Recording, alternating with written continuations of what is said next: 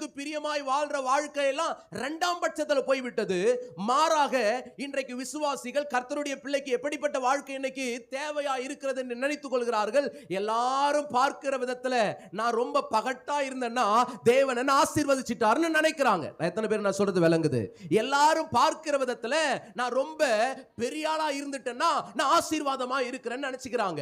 ஆனால் தான் இயேசு முதல்ல சொல்றாரு, யார் ஆசீர்வதிக்கப்பட்டவன்? ஆவியில எளிமை உள்ளவர்கள் பாக்கியவான்கள். அப்படின்னா என்ன சொல்ல வராரு? மேட்டிமையான எண்ணத்தோடு வாழுகிறவர்கள் அல்ல, மேட்டிமையான இருதயத்தோடு இருக்கிறவர்கள் அல்ல, நம்மை தாழ்த்தி தேவ சமூகத்திலே தாழ்மையான உள்ளத்தோடு தாழ்மையான ஆவியோடு வாழுகிற ஒரு வாழ்க்கையே தேவன் ஆசீர்வாதமான வாழ்க்கை என்று சொல்லுகிறார். இன்னைக்கு காலையில தேவனுடைய சத்தத்தை கேட்க வந்திருக்கிற அருமையான திருச்சபையே, தேவனுடைய பிள்ளையே, நம்மை நாமே இன்றைக்கு ஒரு கேள்வி கேட்டு பார்க்க வேண்டும்.